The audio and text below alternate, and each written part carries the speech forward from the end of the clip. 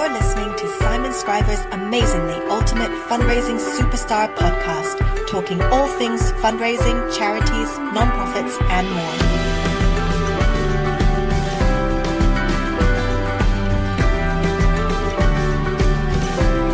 Here's your host, as always, Simon Scriver.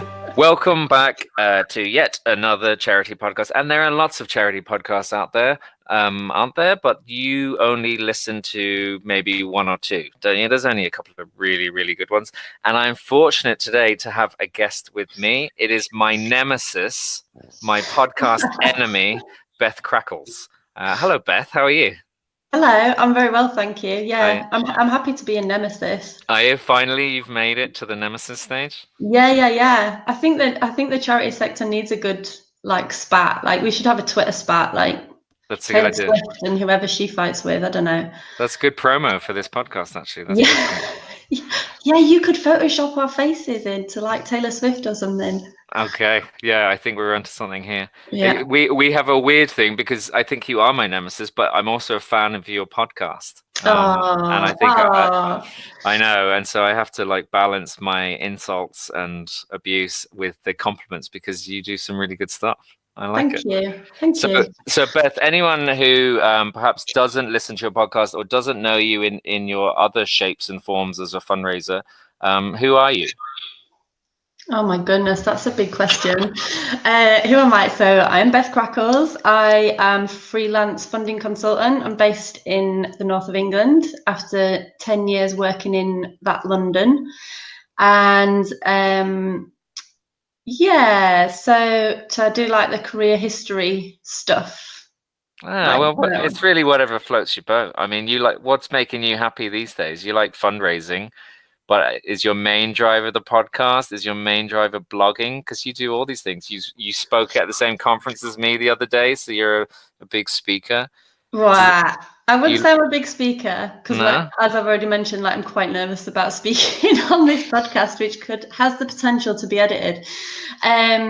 So what I'm about at the moment is trying to broaden my networks in the north of England, I guess, and part of that. So that was part of the driver for my podcast, Cracking Charity Chat. Mm-hmm. And I'm doing various bits of freelance work. So working with primarily smaller organisations on their funding strategies, developing cases for support, setting up trusts and foundations fundraising programs. So that's what I like. And is it a big change coming from London? I mean, there's that big divide between London and the rest of the country, I feel sometimes, and you have all the kind of consultants and stuff down there, and you have all the events down there, you have the big charities down there. Are they is it a huge leap? Are people starved up there for consultants like you and for good fundraising training?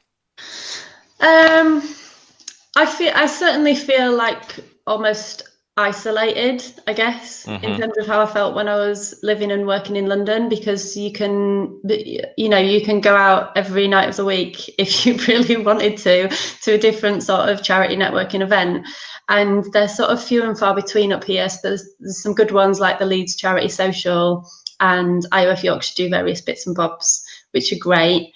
But it feels like all the training seems to be in London, and the conferences are in London, and they're really expensive.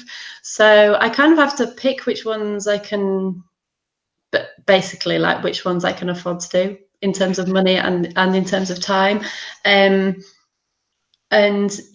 What sort of struck me, I guess, about some of the stuff at IOF Yorkshire conference was that there's stuff that I know that I kind of take for granted and sort of expect other fundraisers to know. And I think it's maybe a regional thing that sort of some of the fundamentals are maybe missing.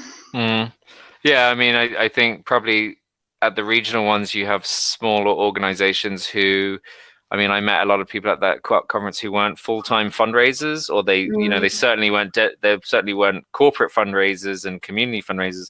It was one person looking after everything, or one person reluctantly doing fundraising because they had to as part of their job. And so it's just, it can feel like a different world sometimes.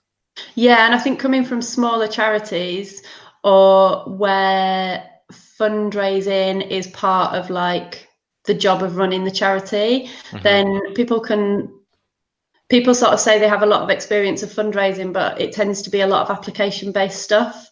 So I've worked with like service directors who've been like, I've got loads of experience of fundraising, but actually it's nowhere near relationship fundraising.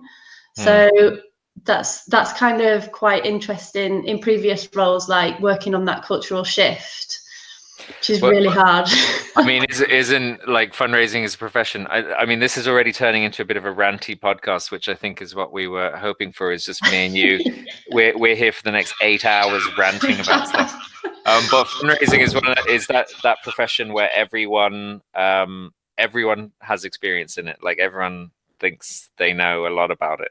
You know, I feel like if you're a doctor or a nurse in a nonprofit, you don't have people saying, "Oh yeah, I've seen a doctor. I know how to do this operation." Yeah. Whereas if it's you a have bit like marketing. yeah, I think probably people that work in marketing get like told what works and like they should do some advertising. So that's not marketing. It's just one tiny bit of the mix. And I think I'm not alone in having been asked to like develop something that goes viral. I'll get right on that. What's the secret to something viral? I don't know. Maybe you or Nikki could tell me that. I don't know. I'll try. And so in part of your job, I mean, you're going around and you're hearing a lot of people ranting about different things. I've heard people ranting on your podcast. And presumably your clients are ranting and at conferences are ranting. And I think that was the main reason I wanted you on the podcast, is because you're a woman who's got her finger on the pulse. So firstly, I want to kind of suss you out and figure out how to topple you on the podcast charts. But also I want to understand what the trends out there and what's happening out there. And actually, I think that probably is one of the first trends, isn't it? This kind of regional argument, the London argument. And, it came to my mind the other day when I saw this, the Small Charities Coalition are looking for a London-based CEO, even though... Oh, really? Yeah, and I would have thought small charities are primarily outside London, but who I mean, that's interesting. They could look at Sheffield, for example. And so tell me, Beth, what else are you seeing out there that you think maybe is a recurring thing? What's all the flutter online that's caught your eye? What's all your clients talking about that jumps out at you? What's hot right now? So the stuff that I think is hot right now is basically stuff that I see on social media. Really, that's where I see like the rage or like the suppressed rage from people. So stuff around like mental health and imposter syndrome, sexual harassment, gender in fundraising. What else have we got? Like, oh God, like being a working mum. Yeah. Like everybody sort of has an opinion on that. So stuff around like NCVO ran a thing on maybe like women in leadership or something, and it was a morning event, and there was you contributed to that conversation about like how did parents get there for like 9:30 and stuff. So I think there is that, but like when do we work? When should we work? You know what I mean? It's like when are we going to talk about fundraising? No, I mean, like if you can't start an event at 9:30 in the morning, like, and then like people want to leave at like 3 o'clock to pick their kids up. Like I get that, because like I'm gonna clock off in a bit because I need to do the nursery run. But so I totally get it. But I think it's really difficult for employers as well to work out like how to support people, how to get the best out of people, out of parents. I don't just mean mums, and giving them the opportunity to work flexible hours and all the rest of it, but still being able to be present where and when they need to be present, in terms of, if you're managing a team, then I think that you need to be present a fair bit of the time. So I think it's a really difficult one, and I'm really conscious that I'm going to get myself in trouble as like this like anti-feminist who says, well, when do we work? But well, yeah, it's there we go. I'm there. it's that two sides of it, and I think you're already in huge trouble, Beth. But no, it's that two sides of it, isn't it? Where it's trying to see it from the other side and trying to find the balance. There's like at least two sides to each of these stories, isn't there? There's like probably several dozen sides to it, and so how do we get it so that it works for everyone? And I don't know what the answer to that is. Like, I can see why someone like NCVO organized their event to start at 9. I can see why they have it at London. We can't appeal to everyone, but at the same time, I suppose it is discriminatory. And I would say that as a parent, and I'm not even a single mother, but as a parent, it's discriminatory. So what's the answer? You do that thing where you ask the question because you're exactly nervous about saying something out loud. We're not on the Crackles charity chat anymore. You're in the hot seat. Give us the answer. Yeah, I don't know the answer. I want to throw the question back at you, but I'd say so. For example, with that specific event, I wanted to go to that event, but I couldn't, for basically for childcare reasons, and I don't want to pay like 150 quid to get there and back just for that one thing, because it's quite expensive. But I think there are other ways of getting the information. So I understand that they're going to be like writing it up and stuff like that, and that's great. And it means that people who are more remote can obviously have the same information. But for me, being based up north now, it's a bit more about the network and having that face-to-face contact with people. Of course. Yeah. So I guess you've heard people talk about the charity mafia of, I don't know, somewhere in North London, like St Albans or something. There's a number of like influential charity people live in that area. Oh yeah. No, so I didn't hear that. How do you not know about the charity mafia? God. Tell me about the charity mafia. I think it's like Zoe Amar, Mandy Johnson, Lisa Clavering, Carl Wilding. They're all in the same area? I think so, yeah. Helen Trenchard. Oh, that's exciting. Who I think is amazing, FYI. They're all great people that you've been naming. Yeah, so, but yeah, and then I'm like, oh yeah, I'm just in Sheffield. I think like there might be some other people up here too. Yeah. I don't know them. Yeah. So it does feel like everything happens in London. Who do you see while you're on that? Who do you see as like who's like your charity heroes? Who do you look up to and think like you pay attention to what they say, you learn a lot from? Who's generally in the sector? Yeah. So not just in Sheffield, not just in St Albans, but anywhere. Who would you invite to your fundraising dinner party? Right, okay. So there's a few people who I've worked with before who I think are brilliant. So Joe Jenkins. Yeah. So I started out as his PA. Oh yeah? Yeah. Which was cool because he basically did everything himself and then just gave me other work to do, which was good. I think he clocked that I wasn't a very good PA. And if you listen to the podcast with Paul Amardi, you'll hear why. Oh yeah. It's basically I sent Paul to I just sent him on the wrong flight. It was awful. Anyway, we're not going to go there again. Have to listen to Cracking Charity Chat for that. Yeah.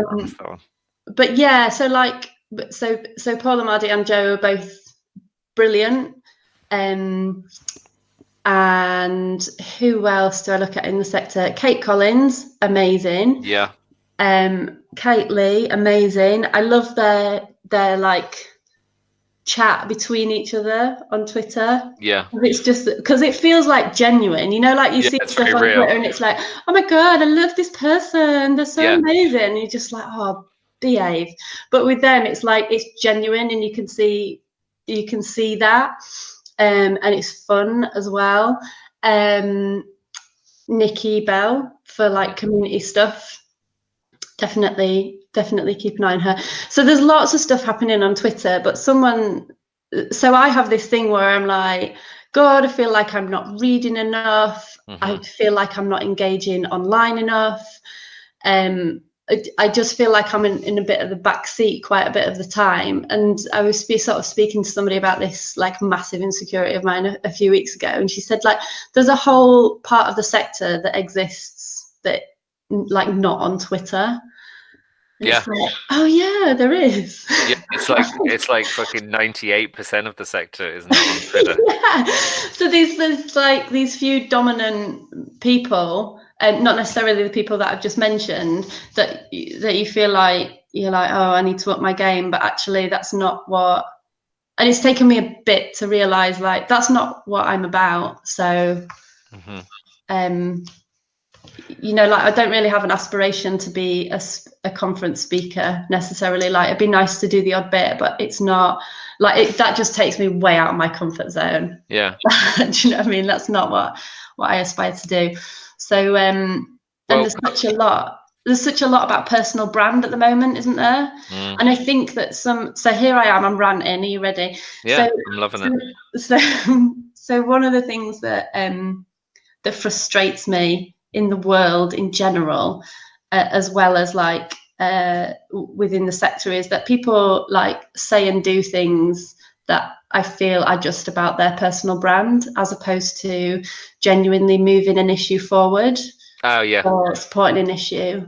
So, like Beth, just to let you know, I'm a feminist. #feminists. Yeah. Changefundraising.com.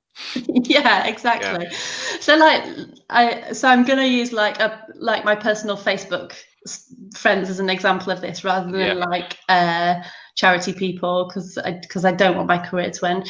But things like, if you like face paint a rainbow on your face like once a year and are like, oh, so into like LGBT issues, it's like that. Come on.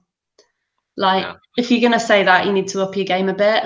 But then I do also see that, we don't have the time or capacity to get behind every issue ever. So I'm trying to put forward a balanced viewpoint then. But yeah, I think there are conversations in the sector which could be moved forward in easier, more well thought through ways.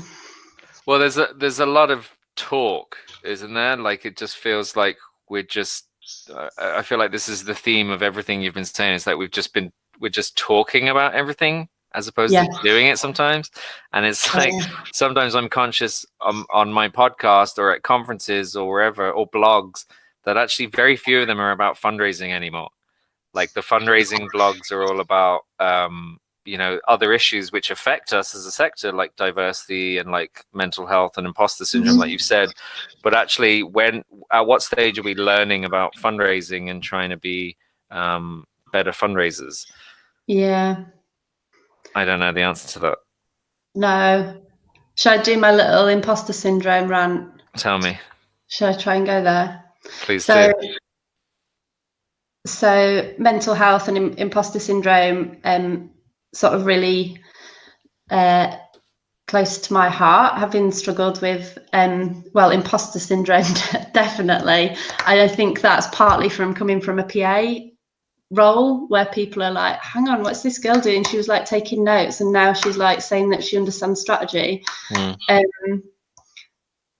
I remember being sat in this meeting when I was at RNIB, and I was a PA, and I was like reading books like on fundraising in my spare time, and I'd read this thing, Breakthrough Thinking for Non-Profit Organizations by Bernard Ross, and it was at the time when everybody was setting up like innovation teams, because like innovation happened over there as opposed to throughout the organization. So I was involved with like setting up the innovation team. But prior to that, I was sat in this meeting, and somebody said, oh, like there are these like some Japanese words for it or something.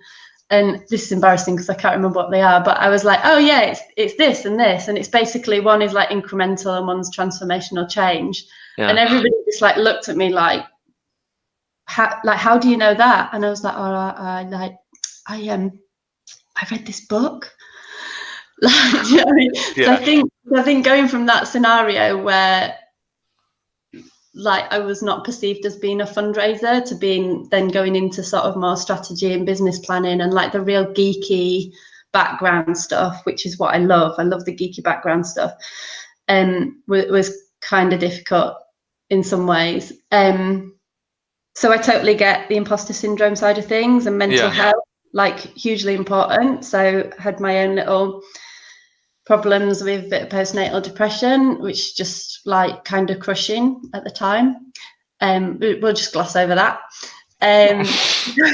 So I'll put that in the highlights reel. Yeah, just gloss over mental health. That's how to bring me down. So, yeah.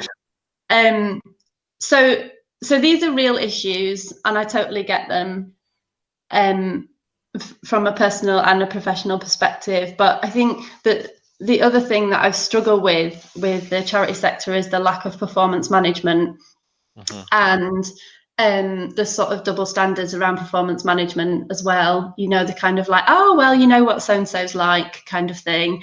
And double standards compared to other sectors? Do you know what? It's so long since I've done any work in the private sector that, well, my experience of the private sector is like you'd just be fired if you're like not great. And I think that was possibly an exceptional organisation that I worked for. Yeah. So in terms of like mental health and imposter syndrome and recognising that, how do we support people who are struggling with personal issues, because everybody does at some point in their lives, more than once. So how do we support that, but while maintaining making sure that there is sufficient performance management in place so that people who are just not performing well and not because they've got mental health sort of challenges, or, you know, people who just aren't very good at their jobs. I think we need to be able to support managers and organizations to get the best out of people as well. Yeah, so that I don't have an answer. I'm just like, this is just something that's on my mind a little bit. It's seeing the two sides of it, where, you know, on an individual level, and you know, by the sounds of it, we both suffered from mental health issues, and you want to see the supports there for it, but at the same time we have to balance that with actually getting our shit done. And I don't know, I mean, is the line's different for everyone, really, isn't it? The way we manage it for everyone is different, and I don't really know the answer to that either. Yeah.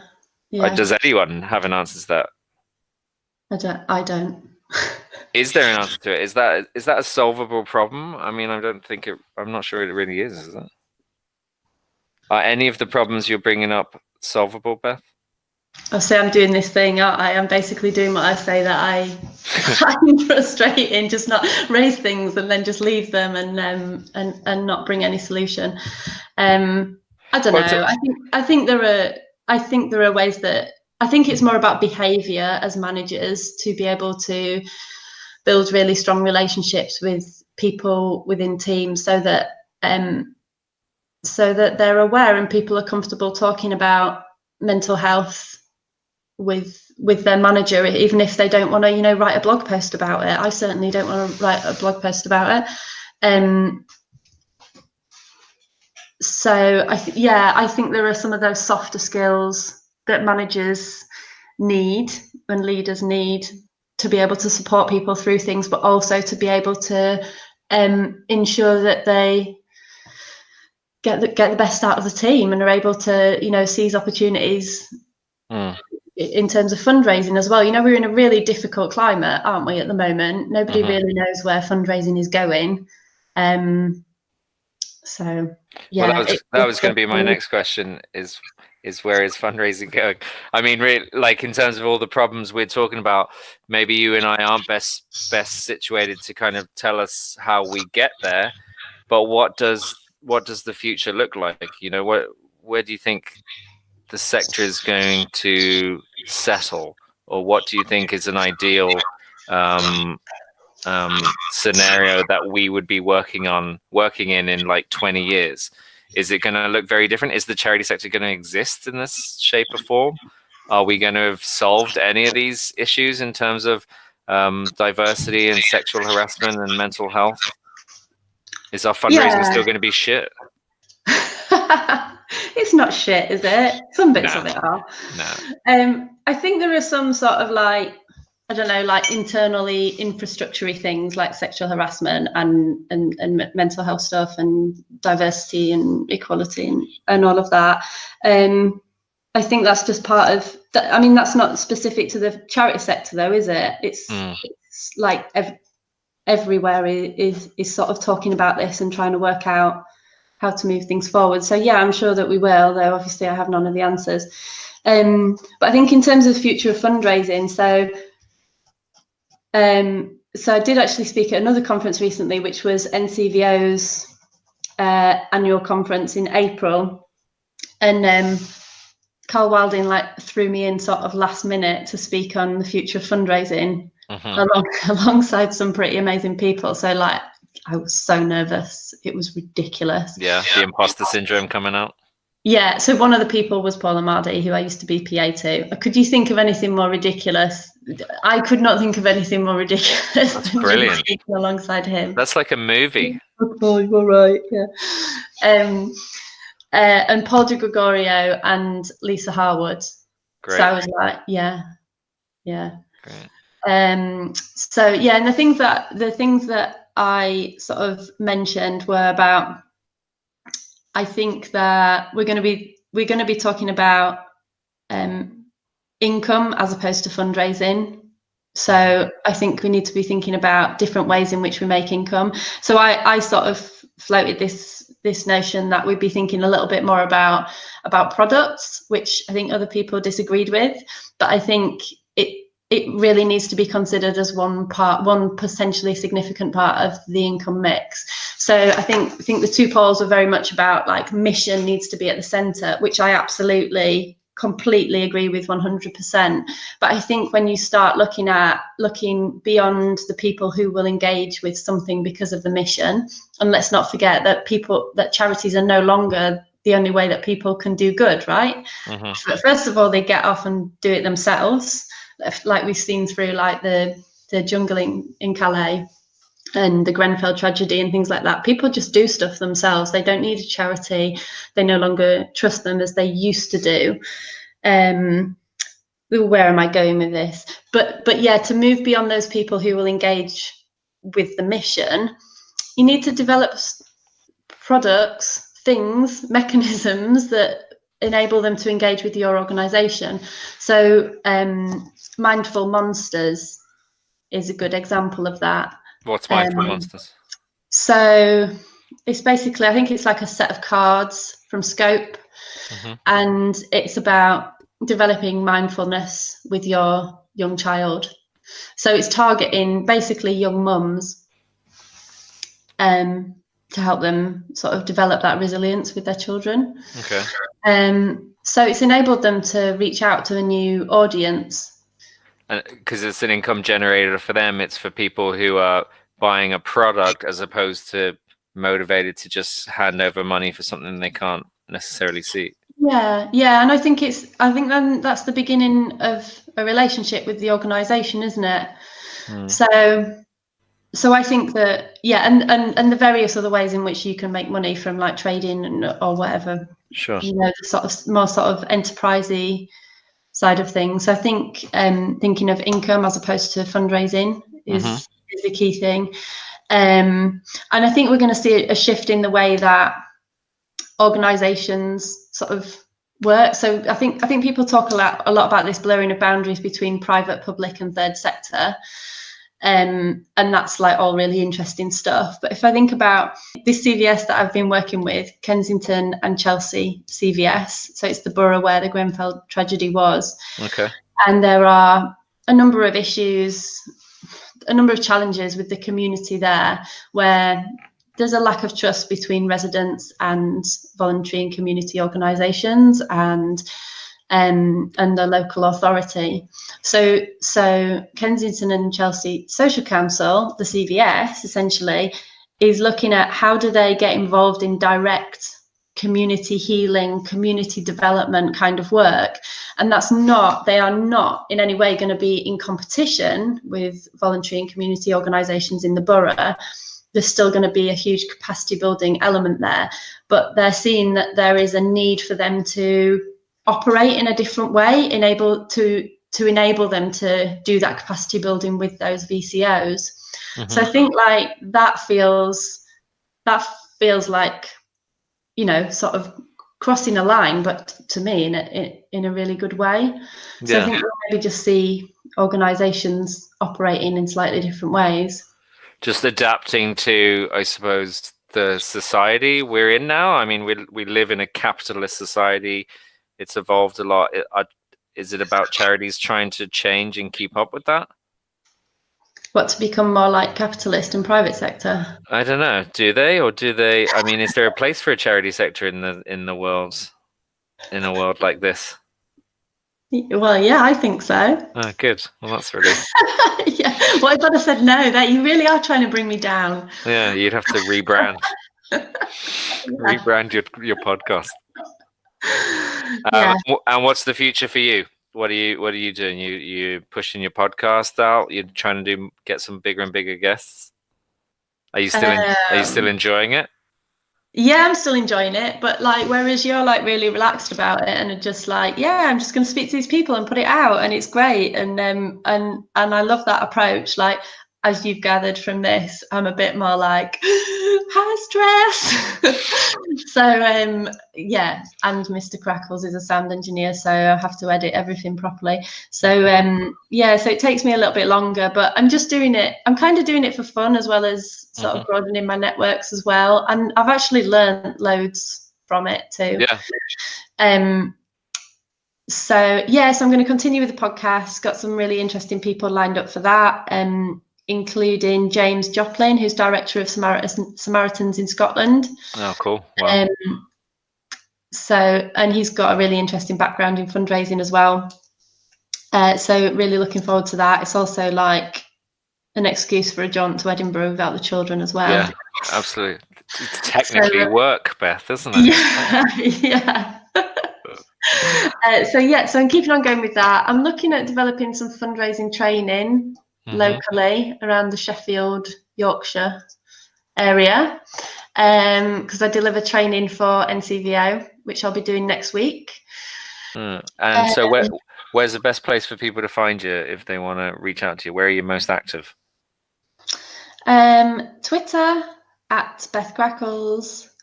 You can look at my website, bethcrackles.com, or Cracking Charity Chat podcast is on SoundCloud and iTunes. It's a good name. Thank you. That's really I mean, you've got to use it. If you call Crackles, you've got to. Yeah, it's excellent. It works well. Thank you. What's the first social media you check every day? Is it Twitter? Yeah. Yeah, fair enough. That's Twitter, and I'm getting a bit fed up with Facebook. Yeah, it's just basically loads of people that like I used to know 20 years ago, and I don't know why. I don't know why I'm still on it. I think I'm on it basically because of the fundraising chat group. Yeah, which is excellent. Because really I shut down my Facebook last year, and I do miss the fundraising chat. And that actually really nothing else. I don't really miss anything else. I'm very happy to have got. If you want to talk about depression, get rid of Facebook. It really helps. Yeah, exactly. All right. Well, obviously, we both have to now pick up our children, our own children. And so I'm going to leave you there. But thank you very much for making the time to come on and chat to me. Thank you for having me. It's been great. Yeah, well, it's good to put you in the difficult seat. I feel like I've really got myself in hot water in various different ways there. Hopefully, but now you know how your guests feel, and you can be a bit nicer to them. Yeah, thanks. Although you're always very nice, but no, I do recommend people listen to your podcast. I like it. I think Thank you. But yeah, all right, we'll speak to you again, I hope. Yeah, thanks, Simon. Thank you, Beth. Cheers. Listening to Simon Scriver's Amazingly Ultimate Fundraising Superstar podcast. Don't forget to subscribe and head over to changefundraising.com to learn more or get in touch with Simon. Or don't, whatever, you're big enough to make your own decisions.